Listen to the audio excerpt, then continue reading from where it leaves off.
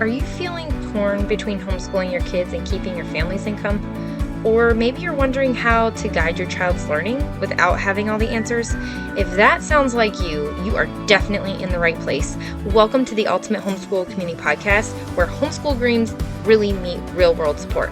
I'm Tiffany Hernandez, here to help you connect with the tools, community, and business strategies to homeschool confidently and keep your family's income strong. If you're ready to lead, learn, and launch, let's get started. Welcome back to the Ultimate Homeschool Community Podcast. I'm your host, Tiffany Hernandez. Today we have one of our authors with us, Jennifer from Mars Microschool. We are so excited to dive in to Jennifer's story. Welcome. So glad to have you here with us. Thank you, Tiffany. I'm excited to be here. Yes, we have been working so tirelessly on these book launching period, and I can't wait for it to come out. Can you share a little bit with us? Because people have no idea what Mars stands for and where you come from, what you're doing in the world. Can you share a little bit of your backstory, how you got it Yes, started? I love to say now I am Jennifer from Mars. It's so much fun, but it stands for the Micro Collective for AI, Robotics, and the Sciences. And I'm originally an engineer who turned homeschool mom. And so I did in our homeschool and with all my kids' friends, all the techie things. So I was teaching combat robotics and all of the math and Microsoft Office we taught for a while, and I brought in a friend of mine who was doing the science side. My daughter was teaching coding. Like we've always done all that stuff. And so I thought that the year that we moved to Rocket City in Alabama, I was like, oh, I'm going to find my people. I will not have to be the one teaching all of it. I could just sign my kids up and walk away like other people get to do. And believe it or not, even in Rocket City, it didn't exist for homeschool. So you can do things after 3 o'clock, but we don't want that as homeschoolers. We want to be able to do school just like everybody else before 3 o'clock. And so it had to exist. So we ended up creating a micro school called Mars Microschool. And we now do things. Next year, we're planning drone physics. Ooh. And we do websites and podcasts for history class. Last year, we did the AI Writers Guild, and the kids wrote novels with ChatGPT and Microsoft products. And just every single thing we do has to be combined with a tech and a humanities so that you can no longer separate the two and decide which one you are. Where's your identity? Are you a humanities person or a mathy person? Nobody can do that at Mars because everybody does everything. I had a lot of girls last year tell me they were very surprised how good they were at robotics and coding. And it's true, I knew that. It was just really fun to see them come to that realization. Um, so Mars is an answer to an engineer mom's prayer. That's awesome. And you were doing the all of the tech things a long time before it was like really popular. So with all of the parents that are maybe, oh my gosh, this is so new. I don't know what's going on. AI is scary. What am I going to do with myself, with my kids? Like, how do I bring all these things in? Can you share with them a little bit about how you're really dissecting the AI and teaching it? Because we have so much to unpack here. And I know you share a lot in your story, and we're going to get into the story in just a little bit. But I just wanted to like get this little nugget in so that they can understand where you're coming from. Yeah, so AI is the new thing. For me, I call it the catalyst that is going to make the things that I like to do even easier to do.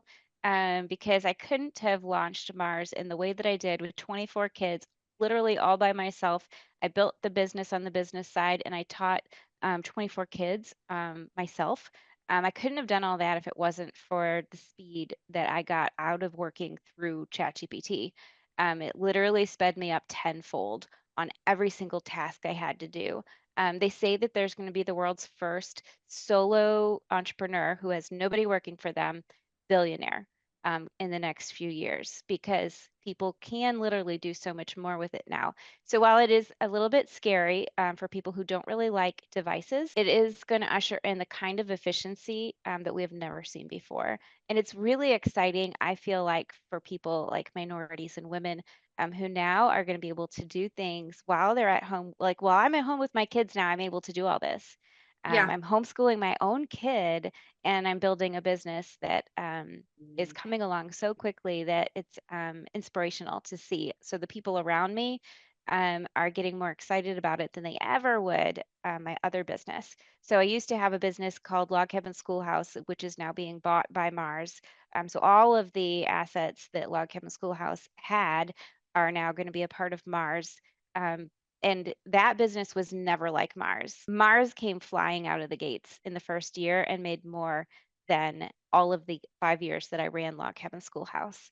And it Wow. still was just me. There was really no difference. Like if you look at the things that were running Log Cabin Schoolhouse and the things that are now running Mars, they're identical. The only different input is ChatGPT. That's amazing. I would love to unpack this a little bit more because you didn't really share too much of this in the chapter. So these are like the backstage nuggets that nobody gets to hear about. Can you share what you did first with your log cabin schoolhouse and really like what prompted you to want to go that route versus just, putting your school. You said you have your last kid, your last student at home that has actually gone all the way through homeschool with you. Your older ones did not have the same introduction to homeschooling as him, Yeah, they were correct? like fourth and fifth grade when they started homeschooling and Okay. then went all the way through, both of them. So, seeing the difference between the ones that started later than the one that went all the way through homeschooling and your micro school that you started, can you share a little bit of all that overlap? Because I'm sure there's a lot of juicy stories in there. Oh my gosh, yes. So for me, I mean, the story is always girls versus boys, right? To the core, to our Hmm. DNA, we are who we are, and girls just love school. We love picking up pencils and using them and having journals and notepads and Yes. crayons. Like we just love school. So it was easy for me to believe I was this amazing homeschool mom in the beginning because they were all girls with me along the journey in the beginning. And then my son came along, and I was like, "What happened?" He would learn to read standing on his head, and I would always have to chase after him with the flashcards. Or we'd be rolling around on the floor, and I'd be like holding them over his head and like, please just keep reading.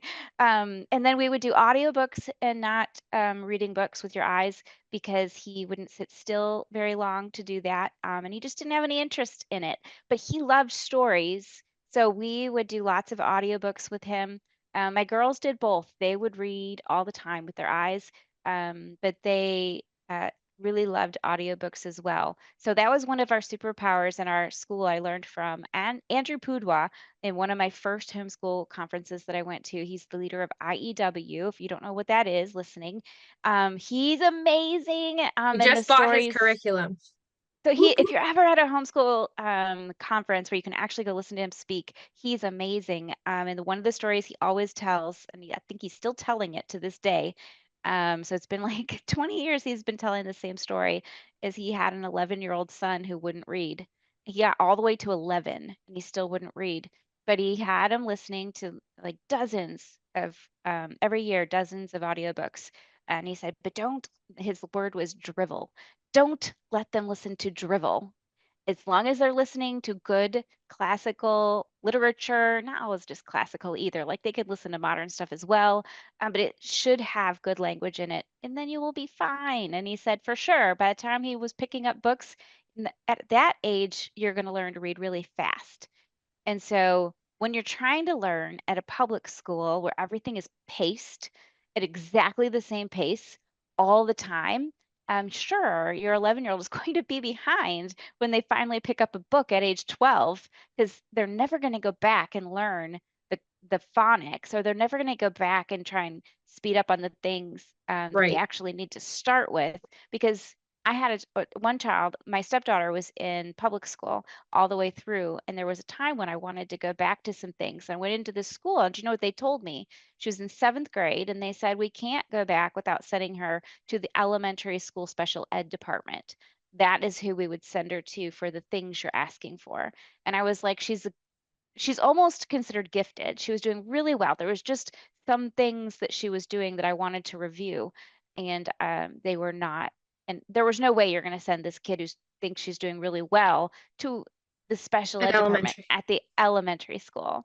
Yeah. Yeah, So, that's but as a crazy. homeschooler, that for the people who've never homeschooled before, it's the pace that's different.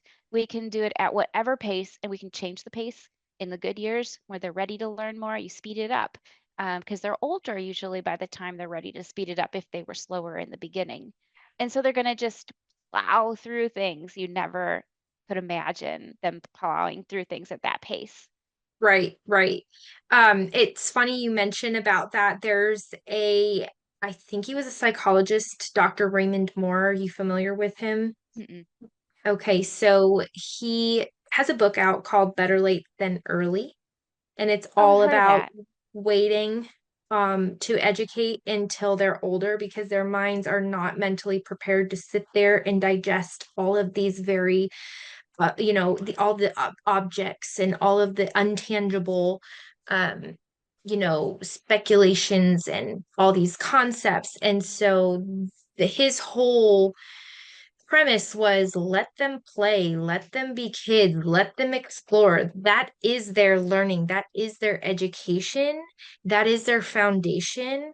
And we see, I talked with somebody else about the fact that in Tennessee they did a study on kindergarten and preschool and actually how detrimental it was to have so much early education later on, that they were behind, that they had all these learning disabilities because they forced so much education so early. Yep, And as parents we're like, no, we need to get them off the gate running because early educators say, you need to have they learn everything by 3, and if you don't get it in yep. by then they're going to be so behind. um and I And we're can get some of literally that. like flunking kids now in third grade Yeah. in states Yes. like Alabama, where if you're not reading at a third grade level by the end of third grade, well, you get to do it again. Well, but nobody's ever progressing anybody for being ahead. Yeah. And so the pace is just an unfortunate thing that happens only, but we win as homeschoolers for sure, Yeah. because we have control of that pace. Right. And I think for parents too, that can be really, I think that's part of the scariness of pulling your kid out and then trying to figure out the pace and trying to figure out what they're gonna like and be like, oh, I could never do that. Dealing with my kid, which is why it's great. That's why microschools are existing. That's why learning pods are coming out of the woodworks, and we do co-ops and we do enrichment classes and we have virtual school and all these other things because we understand that. Yes, The whole point of homeschooling is that it's a community effort. We're not telling the parent, hey, you need to be everything for your kid. We're saying, hey, right. plug your kid in to the things that they like, to the people that they'll listen to, guide them and help them navigate through it, but you don't have to be everything for them. And that's the beauty of this, which is why AI is even better. In your story, Yes. we'll share just a little nugget. I loved your book report. Can you share a little bit about how, you had your son with ChatGPT Oh, and yeah. figuring out his book, because that just it made me laugh. I was like, "Oh my gosh, this is hilarious." But it was a great idea.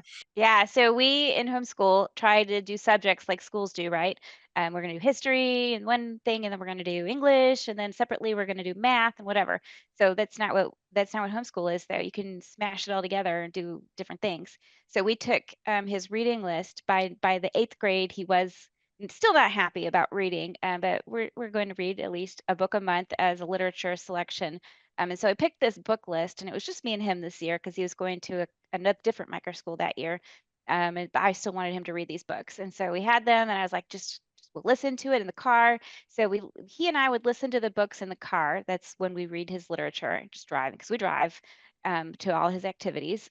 So there's actually enough time in a, in a month to read one book every month, a great book. And so we did that. And then I told him, yeah, I'm building a business. I'm thinking about doing this thing, Mars. So I'm not going to have time to discuss it with you this year, and we're just doing this me and you. So I'm gonna have you try chatting with ChatGPT about it. Let's see how that goes. And this was like when it just came out. So I didn't know how it was going to go at all. And he had never used it before. So this was his first experience with ChatGPT. He's a 10th going into 10th grade now. He was in beginning 8th grade at the time. And so I put it into Microsoft Teams and I put an Excel spreadsheet in there and I said, here's the book list. I want you to go ask 20, you have to have 25 prompts. And so he would go out there and he would do 25 prompts with ChatGPT, but he was really smart about it. He decided to get in there and say, Chatty, can you tell me when I get to the 25th prompt because I'm allowed to stop then and I don't want to do 26. And so it literally, he trained it to count his prompts so that he would literally not have to do more than he was supposed to do. But he learned how to ask it questions on quizzing him on the book. It would ask him multiple choice questions. He asked it what does my protagonist look like? See if you can generate an image of my protagonist. He did all these really cool questions, and he discussed all these books with ChatGPT. And when he was done, I told him to put a note in your spreadsheet. So now he's learning to use spreadsheets. He's learning to use ChatGPT and prompt engineering. He's reading great literature. And then we are like, if you finish a book, we'll give you $20. We'll put it on Cash App and you can pick a stock.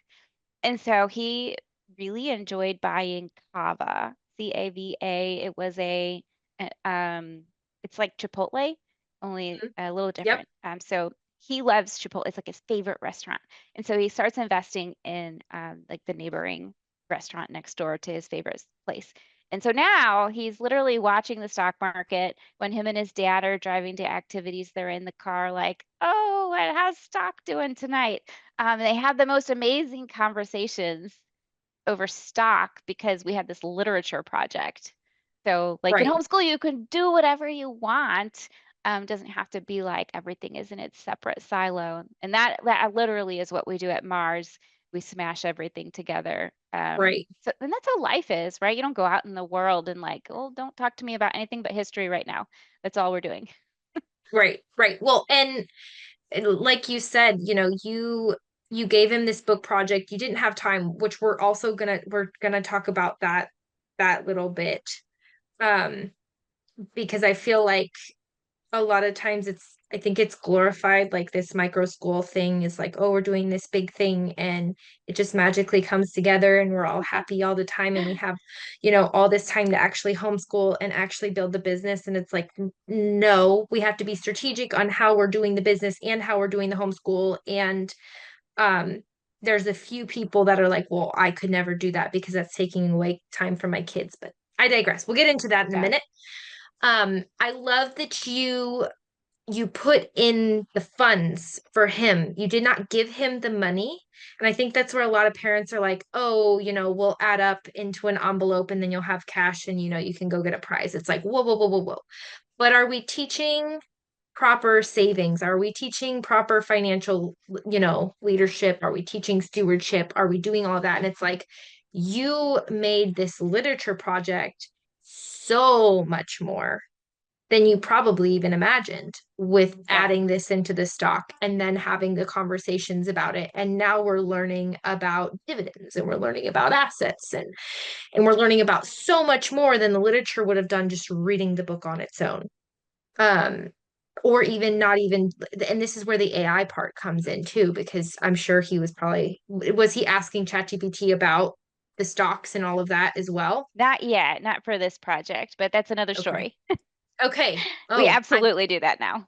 yeah, okay. We'll have to get there. But I do want to say, this building the micro school thing, I can assure you, I started building my own program by myself. And I was like, oh my goodness, there's Ah, no way I can, because I'm working on a curriculum, which it's coming along much faster now because I experienced ChatGPT and yay. everybody's like, oh, boo, like you're not actually creating them. Like, no, no, no.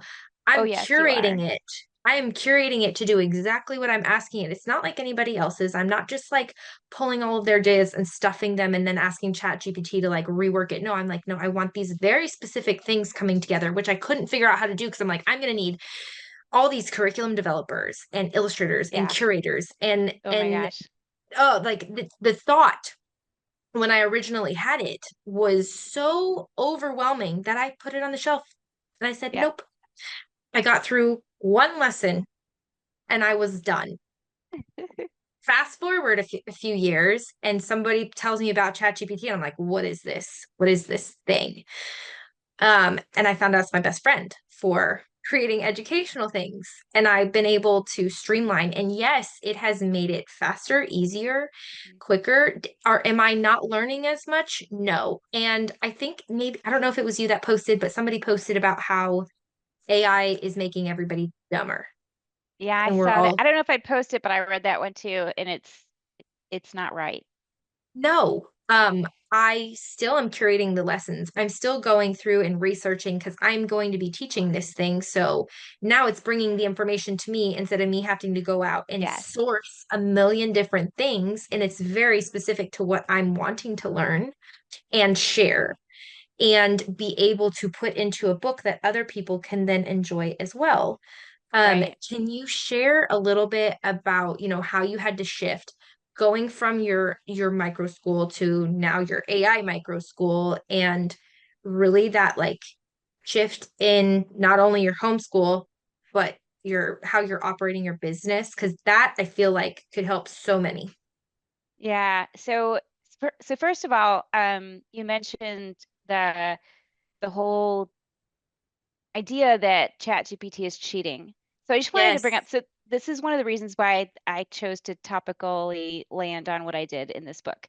So one little thing that's not, I don't know if I really detailed this out very well in the book, but this is important. All of the burning platforms that happened over time changed the way that we read and write immensely. So like a good example is the printing press. When the printing press came out, we don't remember because we weren't alive then, first of all. And there's no real like writings about it because things started getting written at that point in time for the first time at a mass scale. And people who were the writers and the thinkers of that time, they were so mad that this printing press came out. And they actually said just what we're saying now, that nobody's going to be thinking anymore. We're just going to like spit out all these books and they're going to be all like printed and not by hand. Everything needs to be by hand because that is personal. That is from the personhood of the writer, of the thinker, of the wise man. They called them polymaths back then. And Right. so like if the idea that we should go back in time and write everything by hand and have no printing presses, then here we are now and we're just getting ready to have a major revision in the way that we think and write and read because of AI. And the big change back then was that there was going to be more people reading books. That was what happened, the ultimate outcome of the printing press. It leveled the reading playing field. Such a good thing. It's equity. Um, but now, the big thing that's going to come out of AI that nobody is talking about is it is externalizing thinking. And we don't really know what that's going to do yet. What does that even mean to Mhm. externalize human thinking? Like I can think outside my head now, and I can. That's what ChatGPT does. It thinks outside my head. So I ask it something, it gives me a really great answer, and then I read it. And I reframe what I was thinking before I put the prompt in because it gave me this really great leveled up answer from where my brain was to begin with. And so Mhm. now we have that as our starting point. I Mhm. believe that reading and writing levels are going to start taking off to some new kind of height. If you think about the reading levels that we read as a society, we're reading like fourth to eighth grade reading levels, Yeah. and usually like fourth grade because we don't educate our kids. Half the country can't read beyond that. So if someone writes something they want everyone to read, which all the news people do, they have to write at the fourth grade reading level. Well, ChatGPT, I predict that is about to change. What I don't know is what will be the new average reading level in our media, but I Hmm. believe it's going to go up profoundly. That's a really profound thought. And I do want to say something about the reading level because I just bought some IEW secondhand. It was the greatest thing ever. I was looking for it. I was so proud of myself that I like scoured all the homeschool used curriculum sales and I got this huge stack. I don't even want to tell you how much I paid for it. Thank you to the person who let me buy it for so cheap. Um, there is words in those books that I'm like, this is fourth grade reading level. This can't be. Like, are you, those are vocabulary words for fourth grade. Are we sure? Third and fourth grade, even second grade. I'm like, this is way beyond what I ever did in public school at this level. I think even at the higher eighth grade, ninth Right. grade, high school level, I'm like, I've never experienced these words. Can my child do this? I'm now questioning like my own ability of To reading. teach it. Yes, to teach it. Yeah. And I'm like, I guess I'm going to be going back to school as we all do as parents Right. when we choose. The lead learner. Yes, yes. But I'm like, this, but the greatest thing is, you can put those words back into ChatGPT and ask it all this information about it that you did not have available to you because let's face it, encyclopedias are almost like the world encyclopedias, we had those in grade school. They're there at the Yeah. library. Even Google, you kind of just get a half an answer. So, and still you have to go figure out where to find it. But it's like at your fingertips with AI, and you can have a rabbit trail conversation and Oh my go off gosh. the deep end That's and my like get all daily. this information, right? Absolutely. So, now I know we talked a little bit about, how you transitioned into this micro school and how much quicker you were able to do that. And it's not just you at your micro school, right? You have a few on your team, I do now. So most of the first year I did it all myself. right? But I had some board members because at the time I was a nonprofit, but they didn't do very much because they were all volunteers on the Yeah. board side. And I was, thick in the business of teaching all year. And now I do. This coming school year, I will have two guides teaching for me, one in middle school, one in high school. We're hoping to have a virtual campus.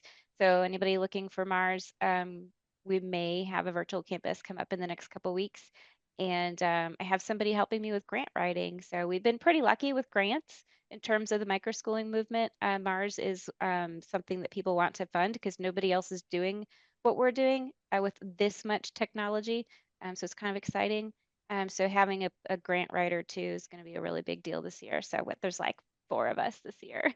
Which is huge in micro school to have Yes. like a team of four. That's amazing because a lot of us are doing it very single-handedly on our Yep. own, but we're showing you like this is absolutely possible. Yes. And no, you don't have to pull your hair out and work 10 hours on one lesson. That was my Exactly. now it's like 2 to 3 hours and I'm done for like all my lessons. It's wonderful. Yeah. So and I love that you're spearheading this because we're trying to reimagine education and the way that education is currently is really not helping too many. Yes, we're saying, oh, but they have, but what about their experiences and what about their childhood memories? And I want them to remember life like I had it. And it's like, but they're not growing up in the same era that you were growing up in. Everything has changed. And so that means that, their experiences are going to be different, and that difference is okay. I think there's also a lot of scarcity on that side of like, wait, you mean that I have to let go of my nostalgia so they can have their own childhood? Yeah, well, It's nostalgia hard. is about to totally take a hit because once AI gets to the point of the AI agent, you hear people talk a lot about the AI apps. That's a term we hear a lot in the microschooling movement. And what AI apps are you using? But the AI agent is coming and it's coming fast. It's either going to be here in 2025 or 2026, and that is completely going to change the AI game. I think one of the things that we do wrong in AI is we define it too holistically. AI is Pac-Man. So we've Mhm. had AI since the 80s and before, but everybody knows Pac-Man, so it's always the answer that I give. And now we have things like Khan Academy that have also been around, I don't know, 10, 15, 20 years. I don't know how long he's been doing that, but that is what you call adaptive AI. And so your child goes in, he does some problems. It gets harder if they get them right. It gets easier if they get them wrong. That's adapting to your child. It's adaptive AI. So AI is not new. What we're all upset about isn't AI, it's the LLM. So the learning language model is how you write through ChatGPT. You put a sentence in, it gives you a 5 paragraph essay, and you're done writing your essay, and you're a cheater. That is all we're upset about. But we don't realize that. Nobody was upset when Pac-Man ghosts knew what to do based on the moves that you took. It was a fun game, so it was a good thing. But now with the LLM, it's a little bit more scary.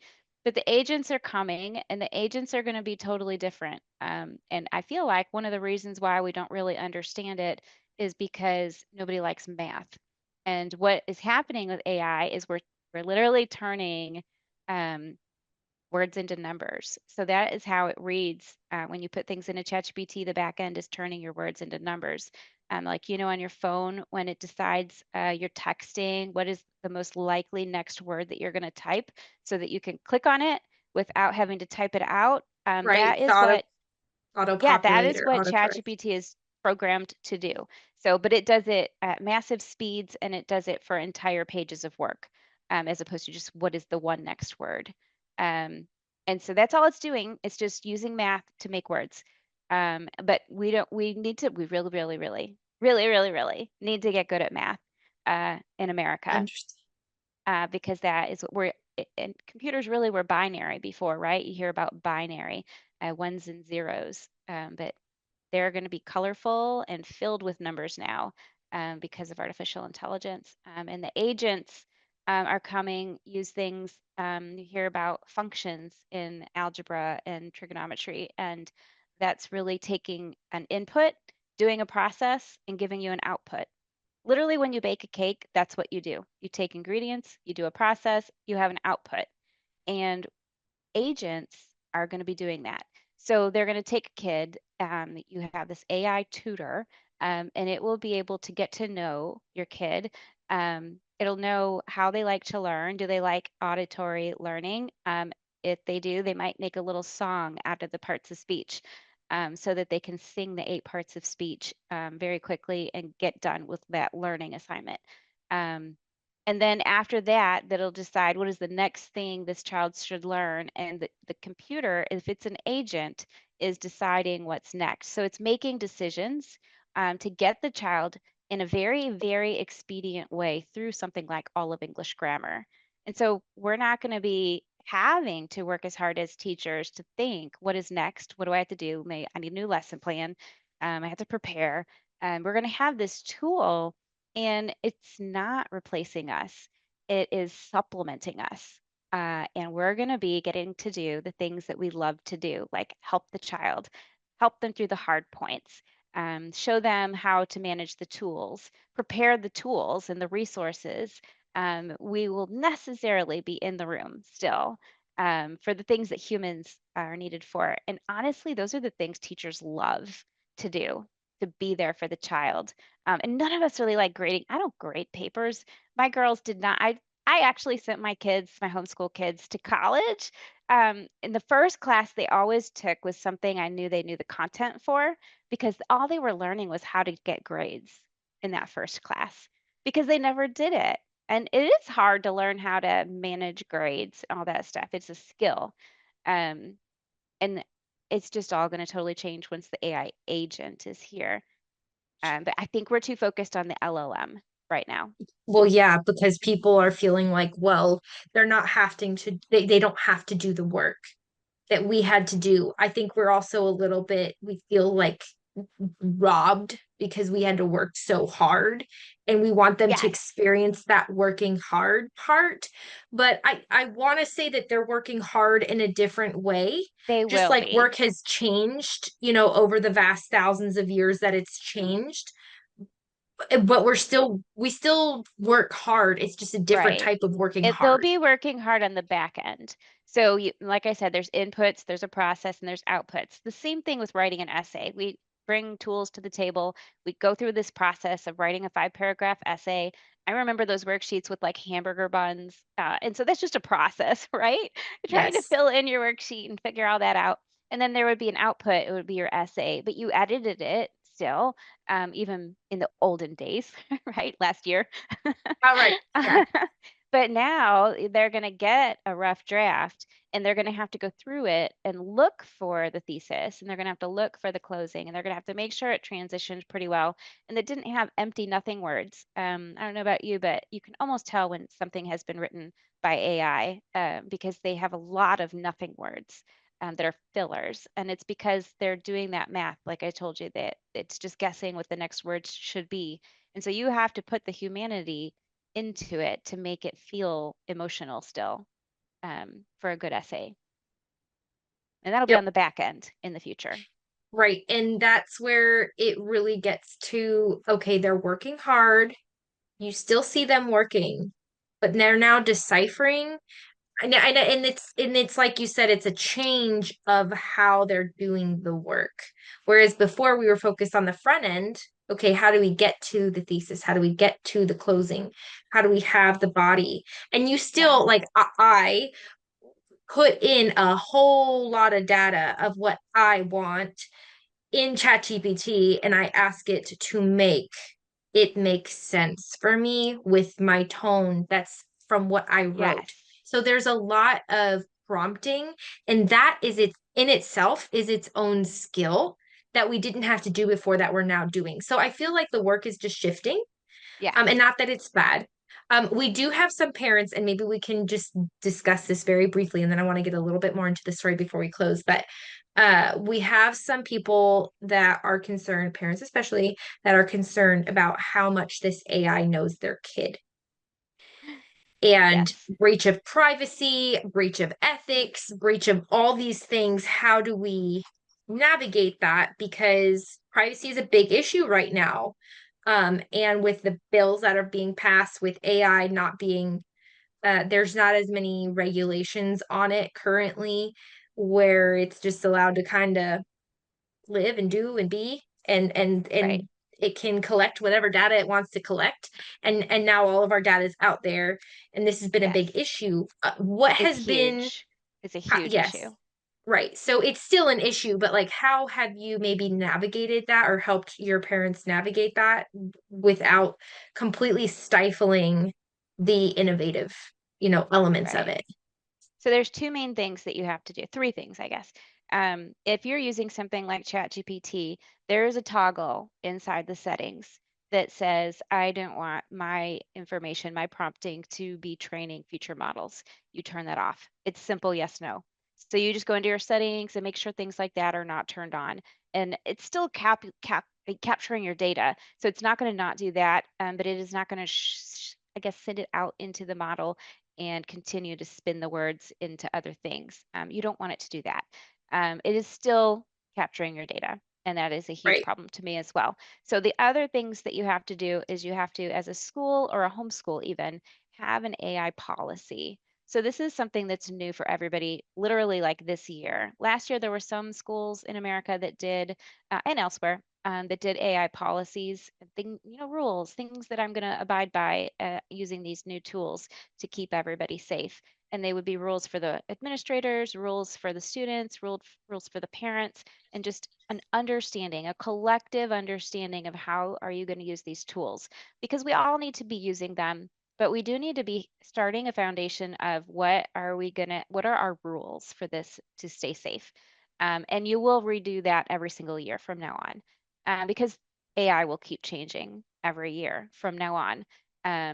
It's not going to look the same in 360 days because new tools come out every single week. So the AI policy is the second thing. So the toggle button, the AI policy. And then the third thing I would do, in particular in micro schools, is I would have every group of kids make sure they understand what a resolution is in government, and they need to know what a bill is and what a law is and what is the difference between the three. And then they should be writing bills every year. And you can do that with ChatGPT. And the ironic thing about that is I told my kids we were going to use ChatGPT to legislate ChatGPT. But it came up with great ideas, and all of my kids actually cared about different content areas. I was really kind of surprised. One of my kids did it on, they wanted to make sure robots would never get the final say in anything, that humans always would. And this whole bill was about that, and it was really interesting. Of course, somebody did something on art, and music and AI creating those kinds of things and stealing art, which, by the way, if the way we're going right now, it will not necessarily be stealing art forever because it's starting to recognize patterns. So when it sees 1,000 cats' faces, it's not necessarily going to have to look at art anymore to make a cat's face. It knows where the eyes are in relation to the nose based on math and patterns. So things are changing in that realm as well. But understanding that we are responsible for making sure our policy changes to adapt and keep us safe. We don't want to leave that to the Zuckerbergs of the world. We want to make sure our kids are doing it. Right. If we train them while they're young, that this is how the procedure works of government, um, they're going to be keeping us safe because, quite frankly, I told my kids this: who understands computers better, me or you? I didn't grow up with a computer in my hand all my life. Yeah, I had Pac-Man, but I don't think I had my first computer till I was in college, my first personal computer. And so these kids, though, they have had them all their lives, and they have had social media almost all their lives at this point already, the ones who we could be training to do civics with Right.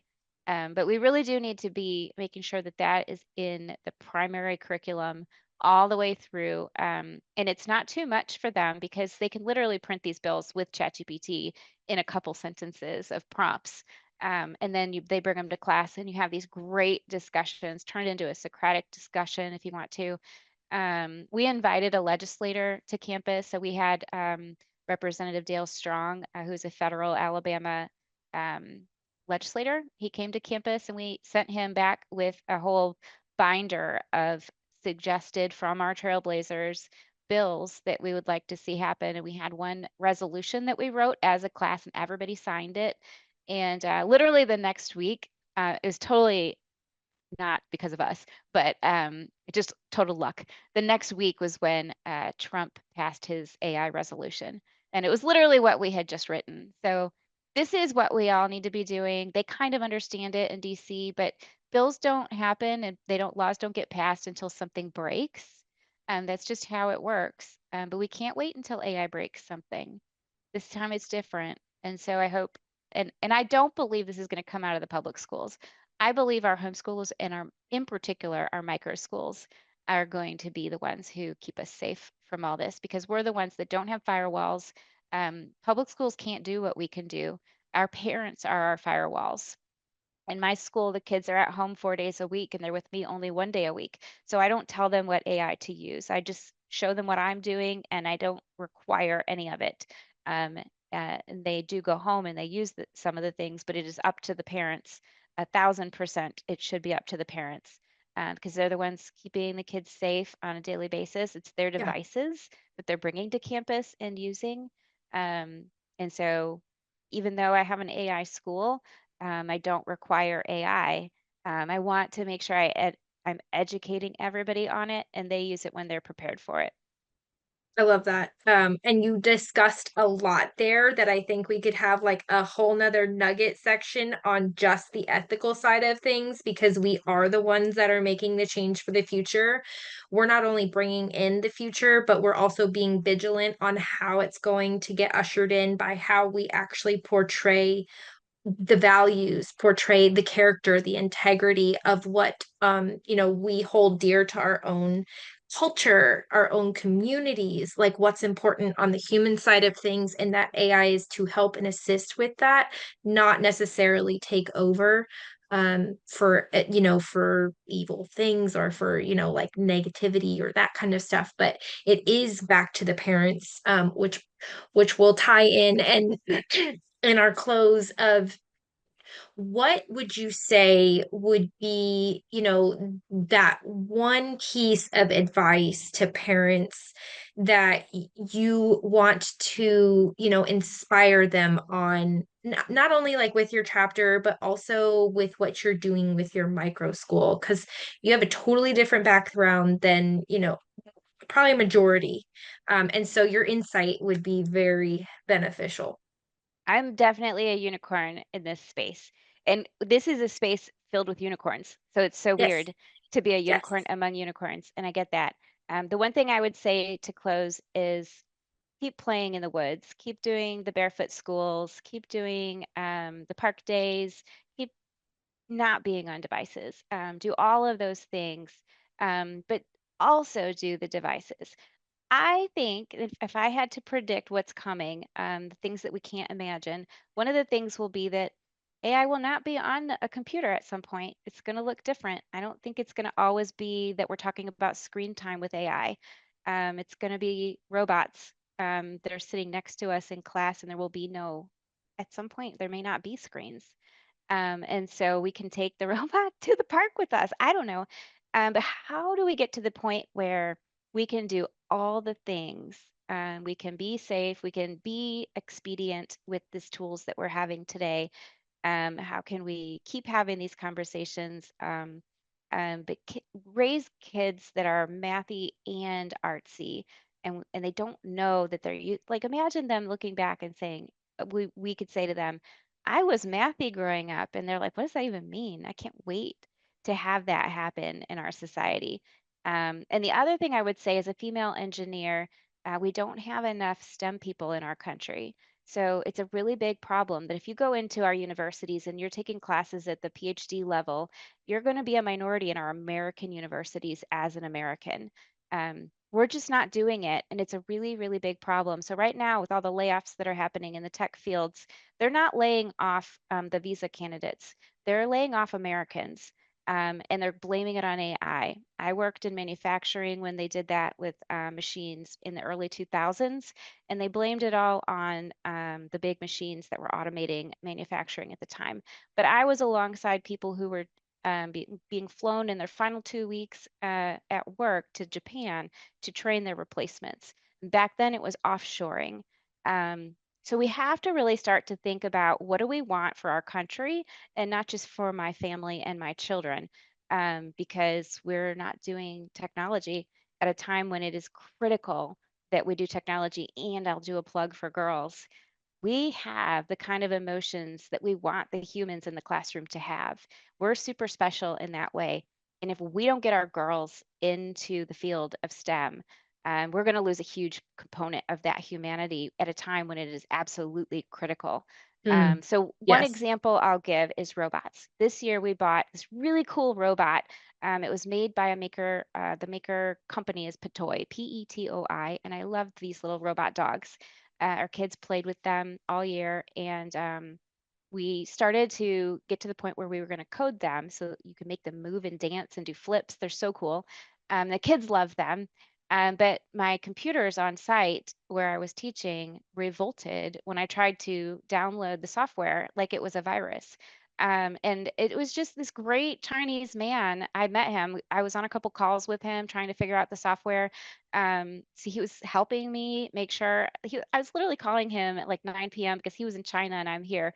But he was great. So there's nothing wrong with the product, but we can't download Chinese software to our computers.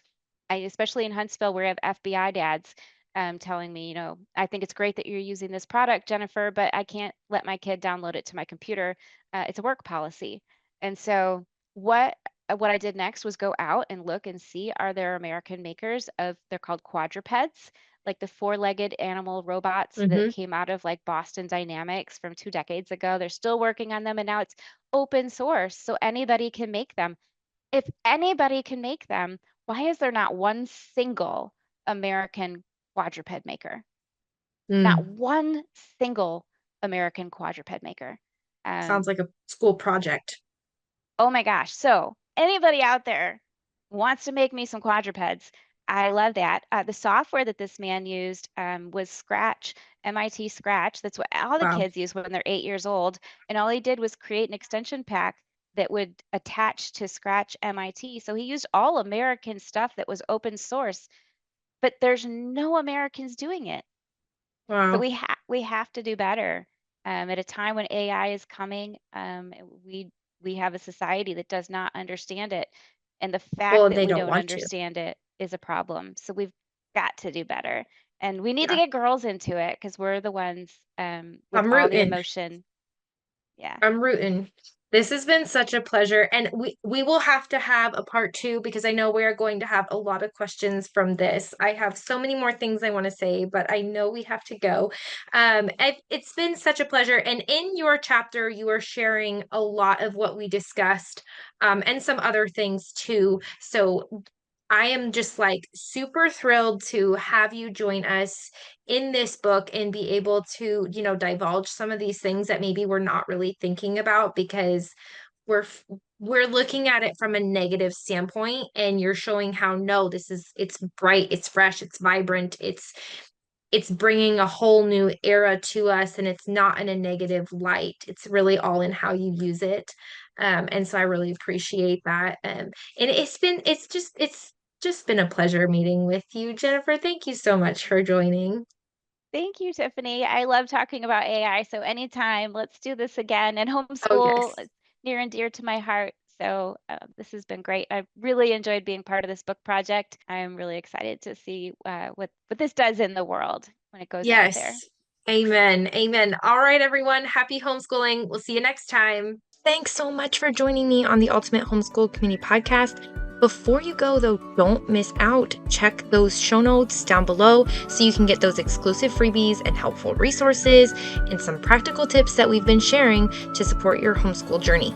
If you found value in today's episode, which I'm sure you have, please, please, please make sure to subscribe, leave a review, share it with another parent who needs it. The more reviews and comments that we get, the more parents we can reach with the support they need. And so your next step towards confident homeschooling is literally just a click away. Just check below. So just check out those notes, and we'll see you next time.